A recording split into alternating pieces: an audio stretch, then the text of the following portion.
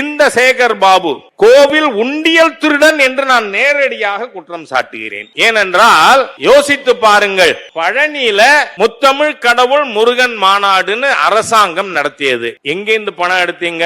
உங்க அப்பாவோடதா? இல்ல உதயநிதி ஸ்டாலின் மாதிரி சொல்லணும்னா சேகர் பாபுவோட தோப்பனார் விட்டு பணமா? நீங்கள் பழனி முருகன் கோவிலில் இருந்து பணம் எடுத்தீர்கள். இன்னி வரை கணக்கு கொடுத்திருக்கீங்களா?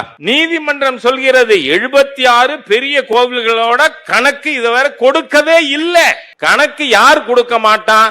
திருடன் கொடுக்க மாட்டான். நீங்கள் கோவில் பணத்தை எடுக்காமல் இருந்திருந்தால் நாங்கள் கணக்கு கேட்க மாட்டோம். ஆனால் கோவில் பணத்தை எடுத்து நீங்கள் முத்தமிழ் கடவுள் முருகன் மாநாடு நடத்தினீங்க. அதுக்கு கணக்கு எங்க? நண்பர்களே, அது மாத்திரமில்ல, திருப்பணி என்கின்ற பெயரிலே ஒவ்வொரு கோவிலிலும் பணம் திருடப்படுகிறது.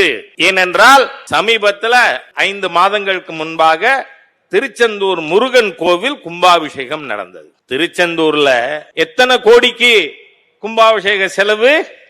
306 கோடி ரூபாய் செலவு. கும்பாபிஷேகம் நடத்தின 40வது நாள் மண்டல பூஜைக்குள்ள முருகப்பெருமானை தரிசிப்பதற்காக நான் திருச்செந்தூர் போயிருந்தேன். அங்க வாகனத்தை நிறுத்தி விட்டு வந்தா கால வச்சா 1 அடி ஆழம்.